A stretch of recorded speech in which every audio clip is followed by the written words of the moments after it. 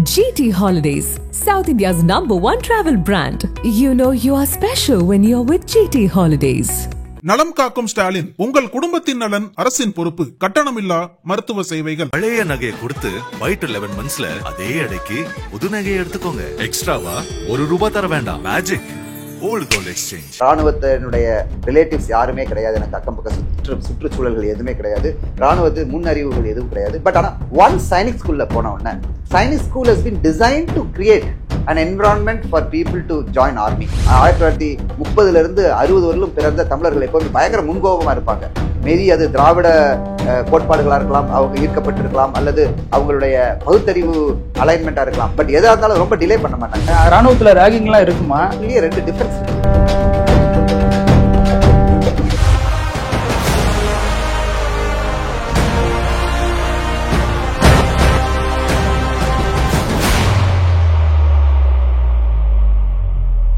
நக்கீரன் நேயர்களுக்கு வணக்கம். நம்ம ஒவ்வொரு வீட்லையும் மிலிட்ரி மாமா, மிலிட்ரி சித்தப்பா, மிலிட்ரி அத்தைன்னு பலரும் இருப்பாங்க. அவங்கள நம்ம தெரிஞ்ச அளவுக்கு அவங்க துறையாற்றும் அந்த இராணுவத்தை பற்றி நமக்கு முழுசாக ஒரு புரிதல் இருக்காது.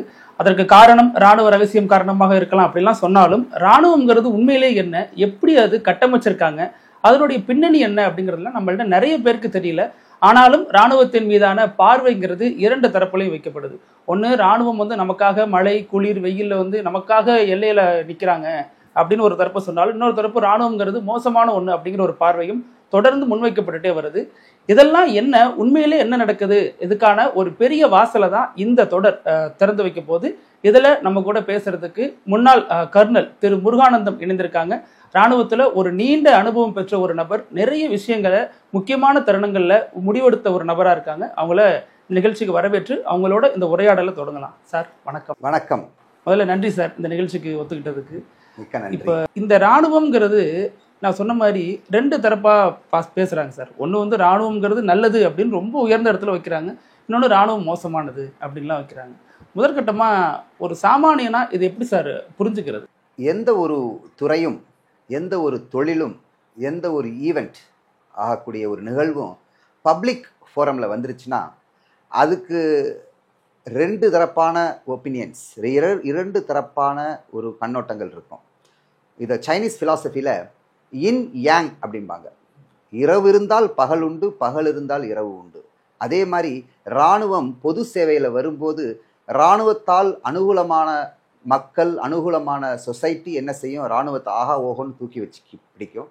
ஆனால் அதே இது இராணுவம் சில வேலைகளை செய்யும்போது அது தன்னுடைய கடினமான விஷயங்களை நடைமுறைப்படுத்தும் போது அதனால் அஃபெக்ட் ஆனவங்க அதை ஒரு டெமோனைஸ் பண்ணி வச்சுருப்பாங்க. ஸோ இந்த காலகட்டங்கள் 21ஆம் நூற்றாண்டுகளில் இராணுவங்கிறது ஒரு மிக்சட் ரியாக்ஷன், எமோஷனல் ரியாக்ஷனை ஆல்வேஸ் எடுக்கிற மாதிரி ஒரு சுச்சுவேஷன் இருக்குது. ஸோ நீங்கள் சொன்ன மாதிரி இராணுவத்தை பற்றிய நல்ல விஷயங்கள், இராணுவத்தை பற்றிய தவறான புரிதல்கள், இந்த ரெண்டு விஷயங்களையும் மக்களுக்கு, தமிழக மக்களுக்கு எஸ்பெஷலி எடுத்து கொண்டு போகிறதுல நக்கீரன் டிவியினுடைய இந்த முயற்சியை நான் மிக மிக பாராட்டுகிறேன். அண்ட் அந்த முயற்சியில் எனக்கு ஒரு ஆப்பர்ச்சுனிட்டி, ஒரு வாய்ப்பு கொடுத்ததுக்கு நான் மிகவும் உங்களுக்கு நன்றி கூற விரும்புகிறேன். நம்பர் 1. நம்பர் 2, தமிழ்நாட்டை பொறுத்தவரையிலும் பிகாஸ் ஆஃப் வேரியஸ் ரீசன்ஸ், என்னென்னா ஒன்று டிஸ்டன்ஸாக இருக்கலாம், அல்லது நிறைய மக்கள் உள்ளுக்கு போகாமல் இருக்கலாம். இந்த சில விஷயங்களால் இராணுவத்தை பற்றிய புரிதல்கள் நல்ல விஷயங்களை விட அதனுடைய ரியூமர்ஸ், அதனுடைய ராங் டெபிக்ஷன், அதனுடைய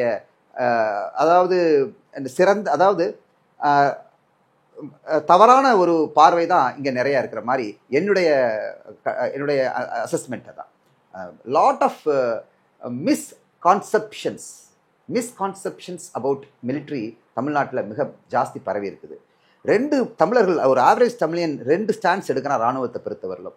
ஒன்று, இராணுவம் அது ரொம்ப தூரம் நமக்கு அது சம்மந்தம் இல்லை அப்படின்னு இருக்கிறான். இல்லை, இராணுவம் அது ரொம்ப ரொம்ப ஹார்டானதுப்பா, அதுகிட்ட தள்ளி இருக்கிறது நல்லது அப்படிங்கிற மாதிரி. இந்த ரெண்டுமே ராங். இராணுவமும் தமிழகமும் மிக மிக ஒன்றோடு ஒன்று இணைந்து பிணைந்து இருக்கக்கூடிய ஒரு எமோஷன். இன்ஃபேக்ட் நீங்கள் எடுத்துக்கிட்டிங்கன்னா சென்ற 2 சண்டைகள்லையும் தமிழக சினிமா துறை இராணுவத்துக்கு மிக மிக அதிக அளவில் மற்ற அனைத்து துறைகளை விட மிக அதிக அளவில் பொன்னும் பொருளும் கொடுத்து நம்மளுடைய வார் ஃபைட்டிங் எஃபர்ட், அதாவது 1965 எடுத்துக்கலாம், 1971 எடுத்துக்கலாம், வார் ஃபைட்டிங் போர் முயற்சிக்கு நம்ம சினிமாத்துறை, தமிழக சினிமாத்துறை எஸ்பெஷலி ரொம்ப சப்போர்ட் பண்ணியிருக்குது. திரு மறைந்த பழம்பெரும் நடிகர் சிவாஜி கணேசன் அவர்கள்லாம் நிறைய பொண்ணாவே கொடுத்துருக்கிறார். அண்ட் அவர் சொன்ன ஒரு வார்த்தைக்காக நிறைய நடிகர்களும் ப்ரொடியூசர்ஸ் டைரக்டர்ஸ் எல்லாம் வந்து தன்னால் இயன்ற உதவிகளை செஞ்சுருக்கிறாங்க. ஸோ அந்த மாதிரி பார்க்கும்போது தமிழ்நாட்டினுடைய லிங்க் வித் பிரசன்ட் டே இராணுவம் மிக மிக ஸ்ட்ராங்காக இருந்திருக்குது. அட் த சேம் டைம் பழைய இராணுவத்திலையும் வீரம், தர்மயுத்தம், மரம் இதெல்லாம் வந்து தமிழர்களுக்கே உரிய ஒரு சிறந்த ஒரு பண்பாடு, கலை, கலாச்சாரங்கள் அது வந்து இந்திய இராணுவத்தில் டைரக்டாக பிரதிபலிச்சிருக்குது. இன்ஃபேக்ட் இந்திய இராணுவத்தினுடைய ஸ்ட்ரென்த் எங்கேருந்து வருதுன்னா அதனுடைய துப்பாக்கிகள்லையோ அதனுடைய மிசைல்ஸ்லேயோ அதனுடைய சயின்டிஃபிக் இன்வென்ஷன்ஸ்லையோ கிடையாது. அதெல்லாம் தேவை, ஒரு இராணுவத்துக்கு தேவை. பட் பெஸ்ட் பாயிண்ட் என்னென்னா நம்ம வந்து இளையவர்களை அனாவசியமாக அடிக்க மாட்டோம். தேவைக்கான தேவை எவ்வளவோ அவ்வளோ அளவு தான் வந்து ஸ்ட்ரென்த்தை பயன்படுத்துவோம். அதே மாதிரி நம்ம தர்மத்தை மனதில் வைத்து நம்ம எந்த யுத்தம் பண்ணாலும் அதை வந்து அதர்மத்துக்கு நம்ம சப்போர்ட் பண்ணாத இந்த 3 கான்செப்ட்ஸ் தான் இந்திய இராணுவத்தை இதுவரையிலும் மிகச்சிறந்த ஒரு பாயிண்ட்ல வச்சிருக்குது. இந்த விஷயங்களை நம்ம அடுத்த ஒரு சீரீஸ் ஆஃப் ஆக்டிவிட்டீஸ், நம்ம ஒரு வெப் நிகழ்ச்சிகள் நடக்கும்போது நம்ம ஒன்று ஒன்றா பார்க்க போகிறோம். அதனால் நம்ம as and when it comes we will discuss that and நம்ம வந்து என்ன செய்வோம், அதை வந்து எக்ஸ்பிளைன் பண்ணுவோம் நம்ம நேயர்களுக்கு. இதில் எனக்கு முதல்ல என்ன ஒரு ஆர்வமாக இருக்குன்னா, இப்போ நீங்கள் எப்படி சார் இராணுவத்துக்குள்ளே போனீங்க? உங்களுக்கு சின்ன வயசுலேருந்து அது ஆசையாக இருந்துச்சா, அல்லது வேறு சில நிர்பந்தங்களால் போனீங்களா? இராணுவத்துக்கு போனாலே குடும்பத்தில் அனுமதிக்க மாட்டாங்க, ஏன்பா அங்கே அங்கே போனாலே வந்து நமக்கு ஈஸியாக, அதாவது ஓப்பனாக சொல்ல நம்ம அங்கே மரணம் அடைகிறதுக்கான வாய்ப்புகள் அதிகமாக இருக்குது, எங்களுக்கு முக்கியம் நீ அப்படிலாம் சொல்லுவாங்க. இதெல்லாம் உங்களுக்கு நடந்துச்சா? நீங்கள் எப்படி தாண்டி போனீங்க? அதாவது முருகானந்தம் உங்கள் முன்னாடி நிற்கிறவர் ஒரு தமிழ்நாட்டில் தமிழ் குடிமகன், தமிழ்நாட்டில் சென்ட்ரல் தமிழ்நாடு திருச்சிராப்பள்ளி ஜில்லாவில் பிறந்த ஒருத்தர். அந்த முருகானந்தம் வந்து இராணுவத்துக்கு போனது மோஸ்ட் இம்ப்ராபபிள் ஈவெண்ட்னு சொல்லலாம். ஏன்னா எனக்கு என்னுடைய பேரண்ட்ஸுக்கு நான் ஒரே மகன், அக்கா இல்லை, எனக்கு தங்கச்சி இல்லை, அண்ணன் இல்லை, தம்பி இல்லை, ஒரே பையன். அண்ட் எங்கள் அப்பா வந்து வாழ்க்கையை மிக சிறப்பாக சாதாரணமாக ஒரு தமிழ் ஆசிரியராக இருந்து வாழ்க்கையை நடத்திட்டு வந்தார். எங்கள் அம்மா வந்து தன் பையனை அன்பாக பாசமாக பார்த்துக்கிட்டு இருந்தாங்க. அந்த மாதிரி டயத்தில் எங்கள் ரிலேட்டிவ் ஒருத்தர் வந்து சைனிக் பள்ளி அப்படிங்கிற உடுமலைப்பேட்டை அமராவதி நகரில் இருக்க சைனிக் பள்ளி அப்படிங்கிற பள்ளியில் அவர் வந்து ஒரு தமிழ் டிபார்ட்மெண்ட்டில் ஹெட் ஆஃப் த டிபார்ட்மெண்ட், ஒரு சிறந்த ஒரு ஆசிரியராக இருந்தார். அவர் எங்களுடைய ஊருக்கு வருவார். அப்பாவும் அவரும் லாங் வாக்ஸ் போவாங்க, மார்னிங் வாக்ஸ், ஈவினிங் வாக்ஸ், 2 மணி நேரம் போவாங்க. அவங்க வந்து அதான் அப்போல்லாம் என்னென்னா நம்ம இன்டெலெக்சுவல் டிஸ்கஷன்லாம் அதெல்லாம் பார்த்தா எனக்கே ரொம்ப ஆச்சரியமாக இருக்குது. நான் வந்து அப்போ ஒரு 5 வயசு அல்லது 6 வயசுலேருந்து இந்த வாக் போகிறத பார்த்துருக்குறேன். ஆனால் அப்போல்லாம் எனக்கு புரியாது. சின்ன வயசில் ஒரு 8-9 வயசில் அவங்க என்ன பேசுகிறாங்கிறதுலாம் புரியும். ஸோ ரொம்ப 2 தலை சிறந்த ஆசிரியர்கள் தன்னுடைய துறையில், ஒருத்தர் வந்து தமிழ்நாட்டு கவர்மெண்ட்டில் வேலை செய்கிறாங்க, இன்னொருத்தர் வந்து சென்ட்ரல் கவர்மெண்ட் டிபெண்ட் சைனிக் பள்ளியில் வேலை செய்கிற 2 பேர் அவங்களுடைய எக்ஸ்பீரியன்சஸ், அவங்களுடைய கருத்துக்கள், கொள்கைகளை பகிர்ந்துக்கிறது எனக்கு ரொம்ப ஆசையாக இருக்கும். So it's a very good initiative. அப்படி இருக்கும்போது 5th ஸ்டாண்டர்ட் படிச்சுட்டு இருக்கும்போது அந்த தமிழ் ஆசிரியர் மு செல்வராஜ் அவர்கள் என்ன செஞ்சாங்க, எங்கள் அப்பாட்ட முத்தையா, நீங்கள் வந்து நம்ம பையன் ஒரே பையன், அவருக்கு வந்து நல்ல ஷார்ப்பாக இருக்கிறான்னு சொல்கிறீங்க, வை டோன்ட் யூ, அதாவது ஒரு தமிழ்நாடு பூராவிலையும் சைனிக் பள்ளிக்கு ஒரு செலக்ட் பண்ணுறதுக்காக ஒரு என்ட்ரன்ஸ் எக்ஸாம் எடுப்பாங்க, ட்ரை பண்ணி பார்ப்போம், இப்போது செலக்ட் ஆனால் ஓகே, இல்லாட்டி ஓகே இல்லை அப்படின்னாங்க. சரின்னு அப்பா என்ன செஞ்சாங்க, தம்பி உனக்கு வெளியில் போய் படிக்கிறதுக்கு ரொம்ப ஆசையாக இருக்கா அப்படின்னாங்க. நம்ம சின்ன வயசில் எப்போவுமே எல்லாமே புதுமையை தான் நாடுற வயசு, அதனால் நான் ஓகே அப்படி ட்ரை பண்ணி பார்க்குறேன்ப்பா அப்படின்னு. ஸோ ஆல் தமிழ்நாடு என்ட்ரன்ஸ் எக்ஸாமில் நான் வந்து மெரிட்டில் வந்துட்டேன். இந்த ஃபஸ்ட்டு மைல்கல் என்னுடைய வாழ்க்கையில் நானாக சாதித்த விஷயம் வந்து ஆல் தமிழ்நாடு என்ட்ரன்ஸ் எக்ஸாமில் மெரிட்டில் வந்தது. அந்த மெரிட்டில் வந்ததுக்கப்புறம் மெடிக்கல் எக்ஸாம் பண்ணி சைனிக் பள்ளியில் சேர்ந்துட்டேன். சைனிக் பள்ளியில் சேர என்ன ஆயிடுச்சு, எங்கள் அம்மாவுக்கு வந்து ரொம்ப வருத்தமாயிடுச்சு. ஒரே பையன், அம்மாக்களுடைய மனசை நினச்சி பாருங்கள். இதெல்லாம் உண்மையிலே சொல்கிறேன், அப்பாவோட தியாகத்தை விட எங்கள் அம்மாவோட தியாகம் தான் ரொம்ப ஜாஸ்தின்னு சொல்ல முடியும். அவங்க மனசை கல்லாக்கிட்டு, தம்பி உனக்கு எது நல்லதுன்னு அப்பா நினைக்கிறாங்களோ அதை நீ செய் தம்பி, அதை பற்றி பிரச்சனை இல்லை, எங்கிருந்தாலும் நீ நல்லாரு, நாங்களும் நல்லா இருக்கிறோம் அப்படின்னு அவங்க என்ன சொன்னாங்க, மிக சிறப்பான ஒரு அறிவுரையை சொல்லி என்னை பிளஸ் பண்ணி அனுப்பிச்சாங்க. அங்கே போன உடனே என்ன ஆயிடுச்சு, யூனோ ஒரு பள்ளிகளில் சேரும்போது சின்ன சின்ன விஷயங்கள், தடங்கல்கள் வரும். அதாவது அங்கே ஒரு கிளர்க் என்ன செஞ்சிட்டாரு, உங்கள் அப்பாவுடைய டாக்குமெண்ட் சரியில்லை, உங்களுடைய அந்த பையனுடைய டாக்குமெண்ட்ஸேஷன் சரியில்லைன்னு சொல்லி ரொம்ப டிலே பண்ணாங்க. எங்கள் அப்பா ஒரு முன்கோபக்காரர். அவர் அந்த காலகட்டத்தில் இருக்கிற இளைஞர்கள் எப்போவுமே, அதாவது 1930 60 வரலும் பிறந்த தமிழர்கள் எப்போவுமே பயங்கர முன்கோபமாக இருப்பாங்க.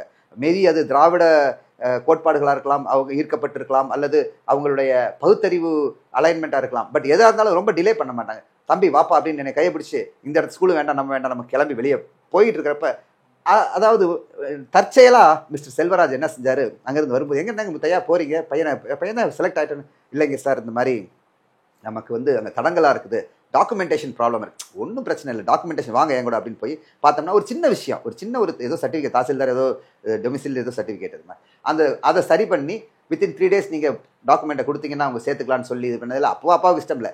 இப்படி இந்த தடையையும் தாண்டி உள்ளுக்கு போனால் எனக்கு வந்து அம்மை போட்டுருச்சு. 1 மாதத்தில் சைனிக் பள்ளியில் இருக்கிற டயத்தில் எனக்கு 1 மாதத்துலேயே அம்மை போட்டுருச்சு.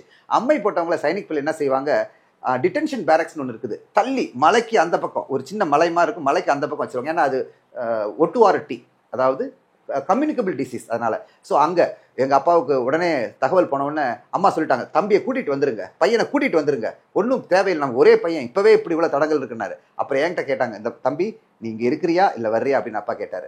நான் இருக்கிறேன்ப்பா அப்படின்னேன். அந்த இருக்கிறேன்ப்பான்னு சொன்ன முடிவு தான் என்னை இந்த பக்கம் வேற லைனே கொண்டு வந்து என்னை வந்து இப்போ ஒரு சீனியர் கர்னல் லெவலில் கொண்டு வந்து நிறுத்தி வச்சிருக்குது. எனிவே இதுதான் வந்து நான் இராணுவத்தின் உள்ளுக்கு, மற்றபடி எனக்கு எந்தவித இராணுவத்தினுடைய ரிலேட்டிவ்ஸ் யாருமே கிடையாது, எனக்கு அக்கம் பக்கம் சுற்றுச்சூழல்கள் எதுவுமே கிடையாது, இராணுவத்து முன்னறிவுகள் எதுவும் கிடையாது. பட் ஆனால் ஒன்ஸ் சைனிக் ஸ்கூலில் போன உடனே, Sainik school has been design to create an environment for people to join army, navy, air force. So அதில் அப்படியே சைனிக் ஸ்கூலுடைய பாடத்திட்டங்களே இருந்து வந்து 10th முடிச்சு 11th ஸ்டாண்டர்ட் ஒரு exam, UPSC, union public service commission exam. நம்ம ஐஏஎஸ்க்கு வந்து டிகிரி முடிச்சுட்டு வர்ற ஐஏஎஸ் யூபிஎஸ்சி எக்ஸாம், 10th முடிச்சுட்டு வர்ற யூபிஎஸ்சி எக்ஸாமில் நான் எழுதி என்டிஏங்கிறது அதில் எழுதி பாஸ் பண்ணி மெரிட்டில் வந்தேன். அதுக்கப்புறம் எஸ்எஸ்பி அப்படிங்கிற சர்வீசஸ் செலெக்ஷன் போர்டுங்கிற இன்டர்வியூ 6 days இன்டர்வியூவில் கிளியர் ஆகி மெடிக்கலி ஃபிட் ஆகி நான் வந்து ஆர்மிக்காக செலக்ட் ஆகி 1987 June 2 national defence academy, Khadakwasla, பூனா, மகாராஷ்டிரா மாநிலத்தில் சேர்ந்து விட்டேன். அப்போ நீங்க அங்க போறப்ப அந்த சூழ்நிலை எப்படி சார் இருந்துச்சு? அங்க உள்ளவங்க உங்களை எப்படி பார்த்தாங்க? ராணுவத்துல ரேகிங்லாம் இருக்குமா? அதெல்லாம் எப்படி பார்த்தாங்க? ராணுவத்தில் வந்து பாசிட்டிவ் ரேகிங் நிறையா இருக்கும். அதாவது எதுக்கு ரேக் பண்ணுவாங்கன்னா, ரேக் பண்ணுற சீனியருடைய ஈகோ சாட்டிஸ்ஃபேக்ஷனுக்காக ரேக் பண்ண மாட்டாங்க. பட் இந்த ரேக் பண்ணக்கூடிய ஜூனியர் பலதரப்பட்ட பிரச்சனைகளை சமாளிக்கிறதுக்குள்ள மனப்பக்குவத்தை கொடுக்கறதுக்காக அவங்க வந்து ரேகிங் ஆவாங்க. இதில் சந்தேகமே கிடையாது. அதாவது பொண்ணை வறுத்து புடம் போட்டால் தான் பொன் வந்து நல்ல பொண்ணாகும். அதே மாதிரி வைரத்தை, கருப்பு நிலக்கரியாக இருக்கிற வைரத்தை பட்டை தீட்ட தான் அது ஷைனிங் ஜொலிக்கும். அதனால் இந்த ரேகிங் வந்து அங்கே பட்டை தீட்டக்கூடிய ஒரு செயலாகவும் புடம் போடுற செயலாகவும் தான் பார்க்குறோமே தவிர, மற்றபடி சீனியருடைய ஈகோ சாட்டிஸ்ஃபேக்ஷனை நாங்கள் பார்க்குறதில்ல. சீனியர் ஈகோ சாட்டிஸ்ஃபேக்ஷன் ரேகிங் 2 விதமாக இருக்குது. ஒருத்தனை கூப்பிட்டு அடிக்கிறது, அடித்து அவனை வந்து அடக்கி வைக்கிறது, அது ஒரு டைப் ஆஃப் அது ஈகோ சாட்டிஸ்ஃபேக்ஷன். இன்னொன்று, அவனை வந்து லாங்காக என்ன செய்யறது, வெயிலையும் மழையிலையும் போட்டு அவனை வந்து என்ன செய்யறது, வாட்டி எடுக்கிறது. அது என்னன்னா, அவன் வெயிலையும் மழையும் தாங்கிறதுக்கு தகுந்த மாதிரி அவனை தயார் பண்ணுறது. ஸோ ரெண்டுக்குள்ள ரேகிங்லேயே 2 டிஃப்ரென்ஸ் இருக்குது. ஒன்று வந்து நெகட்டிவ் இம்பேக்ட் இன் ரேகிங், இன்னொன்று பாசிட்டிவ் ரேகிங். அண்ட் இன்னொரு முக்கியமான விஷயம், சைனிக் ஸ்கூலை பொறுத்தவரையிலும் நாங்கள் இருந்ததெல்லாம் மாஸ்டர், ஹவுஸ் மாஸ்டர்னு ஒருத்தர் இருந்தார். அவர் ஒரு முதிர்ந்த ஒரு அனுபவமிக்க ஒரு ஆசிரியர். அவரே எங்கள் கூடவே இருப்பார், 24 மணி நேரம் கூட இருப்பார், ஒரு தனியாக ஹவுஸ் மாஸ்டர் ரூமில் இருப்பார். அதனால் எந்த பாயிண்ட்லேயும் ரேகிங் வந்து எக்ஸஸ் ஆனது கிடையாது. அண்ட் லக்கிலி ஆர் அன்லக்கிலி எனக்கு அமைந்த, அதாவது நான் பாண்டிய ஹவுஸ்னு ஒரு ஹவுஸில் இருந்தேன், அதே மாதிரி என்டிஏல பிராவோ ஸ்குவாட்ரன் ஒன்றில் இருந்தேன். அதெல்லாமே என்னென்னா ஜென்டில்மேன் அவுட்ஃபிட்னு சொல்லுவாங்க. எங்கள் பிராவோ ஸ்குவாட்ரன்லாம் வந்து ஜென்டில்மேன் அவுட்ஃபிட்மாங்க. அங்கே வந்து ரேகிங்லேயே பலதரப்பட்ட ரேஞ்சஸ் இருந்தாலும் ரொம்ப லோ பாயிண்ட் ஆஃப் ரேகிங் தான் எங்களுக்கு இருக்கும். அவங்க எதுக்கு கொஞ்சம் ரேகிங் மாதிரி பண்ணுவாங்கன்னா, நம்ம அடுத்த ஈவெண்ட்ஸ் காம்படிஷன்ஸ்க்கு வந்து தயார் பண்ணுறதுக்காக கொஞ்சம் எக்ஸ்ட்ரா பிட் போடுறோம்ல, அந்த எக்ஸ்ட்ரா பிட்டுக்காக அவங்க வந்து என்ன செய்வாங்க, ப்ரெஷர் கொடுப்பாங்க ஸ்டூடெண்ட்ஸ்க்காக. என்ன மாதிரி ரேகிங்லாம் நீங்கள் ஃபேஸ் பண்ணீங்க சார்?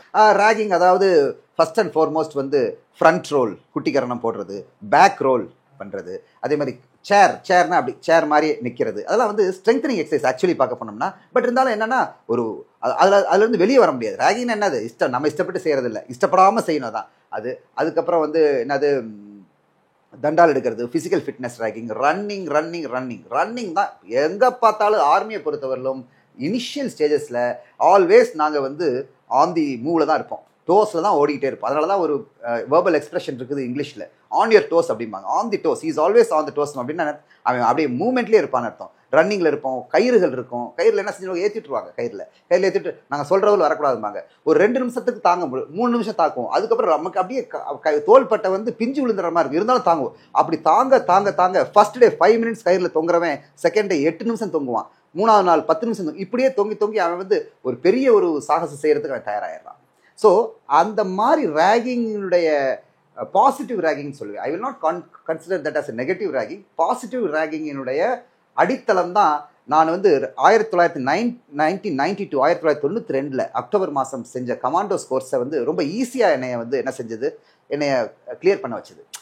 இங்கே நான் வந்து சாஃப்டாக இருந்திருந்தேன்னா அங்கே வந்து என்னால் கோர்ஸில் ஃபெயில் ஆகிருப்போம், அதான் அந்த மாதிரி. ஸோ அதனால் பெரிய பிரச்சனை என்னவா இருக்குன்னா மொழி தான் பெரிய பிரச்சனையாக இருக்கும். நீங்கள் மகாராஷ்டிரா போனீங்க, மராத்தி மொழி கற்றுக்கிட்டீங்களா அல்லது ஹிந்தி மொழி கற்றுக்கிட்டீங்களா? அதுக்கான டைம் எவ்வளோ எடுத்துச்சு, அது எப்படி இருந்துச்சு சார் அந்த ஒரு பர்டிகுலர் டியூரேஷனுங்கிறது? First of all armed forces எங்கெங்கெல்லாம் ஆப்ரேட் பண்ணுதோ அதெல்லாம் கொஞ்சம் எலிட்டிஸ்ட் பிளேசஸ். இப்போ எடுத்துக்காட்டா national defence academy, okay, Indian military academy, okay, school of artillery, okay, school of ADGM, air defence guided missile school, okay, college of military engineering, okay. இதெல்லாம் வந்து என்னென்னா elitist places. இப்போ மகாராஷ்டிராவில் வந்து நேஷனல் டிஃபென்ஸ் அகாடமி இருக்குன்னா மராட்டி வந்து எங்களுக்கு மராட்டி பீப்புளோட ஜாஸ்தி லிங்கே இருக்காது. ஏன்னா நாங்கள் வந்து ஒரு செக்யூர்ட் என்வரன்மெண்ட்டில் இருக்கிறோம், ஒரு கண்டெய்ன்மெண்ட் என்வரன்மெண்ட், வால்டு சிட்டியில் இருக்கிறோம். ஸோ அதனால் அங்கே ஆப்ரேஷனல் லாங்குவேஜஸ் 2, ஒன்று ஆங்கிலம், இன்னொன்று வந்து ஹிந்தி. ஹிந்தி வந்து எப்படின்னா அதிகாரிகளுக்கு கீழே இருக்கிறவங்க யூஸ் படுத்துகிற லாங்குவேஜ். அதாவது ஹவில்தார், சுபேதார், நாயக், லான்ஸ் நாயக், இந்த மாதிரி மக்களோட நம்ம டீல் பண்ணும்போது நம்ம ஹிந்தியில் யூஸ் படுத்தணும். அதனால் செகண்ட் வந்து among officers, junior officer to middle level officer, middle level officer to senior officer, இந்த மூமெண்ட் வந்து இங்கிலீஷ். ஸோ இப்படி தான் இது வந்து ஒரு பிரிட்டிஷ் லீகசின்னு சொல்லலாம். இந்த 2 லாங்குவேஜ் எனக்கு பொறுத்தவரையிலும் சைனிக் ஸ்கூலில் வந்து சைனிக் ஸ்கூல் மும்மொழி திட்டத்தை எடுத்துக்கிட்ட ஸ்கூல். அதனால் என்னதுன்னா பேசிக் லாங்குவேஜ் தமிழ், இங்கிலீஷ், அதாவது மீடியம் வந்து English, physics, chemistry, biology, geography, history, social science எல்லாம் இங்கிலீஷில் இருக்கும். ஆனால் ஃபர்ஸ்ட் லாங்குவேஜ் வந்து தமிழ். தமிழில் நான் ஃபர்ஸ்ட் லாங்குவேஜ். அங்கே வந்து கிராமர் இந்த மாதிரி எல்லாமே படிப்போம். அதாவது 6ஆவதுலேருந்து 7ஆவது, 8ஆவது, 9ஆவது, 10ஆவது வரலும் first language English, Tamil. And second language இருக்குல்ல, அது வந்து அதாவது எக்ஸ்ட்ரா லாங்குவேஜ், அது வந்து என்னது, ஹிந்தி. அது ரொம்ப பேசிக்காக இருக்கும். உங்கள் பேர் என்ன, அப்பா பேர் என்ன, உங்கள் ஊர் என்ன, இந்த மாதிரி பேசிக்காக அப்படியே கொஞ்சம் கொஞ்சமாக கொண்டு வந்து ஒரு ஃபங்க்ஷனல் லெவல் ஹிந்தியில் வந்து எங்களுக்கு 10ஆவதுல ரெடி பண்ணிட்டாங்க. அதுக்கப்புறம் அதை வச்சு நம்ம அப்படியே போய்க்க வேண்டும். ரொம்ப நன்றி சார். நிறைய தகவல்கள் புதுசாக இருந்துச்சு. முதல் எபிசோடே பயங்கர ஒரு அமர்க்களமாக ஆரம்பிச்சிருக்கு. அடுத்தடுத்த எபிசோட்ல ஒவ்வொரு வாரமும் சந்திக்கலாம் சார். நன்றி சார். நன்றி, வணக்கம். நக்கீரன் டிவிக்கு சப்ஸ்கிரைப் செய்யுங்கள். உங்கள் ஆதரவே எங்கள் பலம். ஆசிரியர்களுக்கு நண்பனாகவும் மாணவர்களுக்கு ஆசானாகவும் திகழும் தேர்வு வழிகாட்டி. ஒவ்வொரு பாடத்திற்கும் அனுபவமிக்க ஆசிரியர்களின் துல்லியமான தெளிவான விடைகள். CNC இருக்கு, தேர்வு பயம் எதற்கு? இது தீரன் பப்ளிஷிங் ஹவுஸ் விற்பனை வெளியீடு.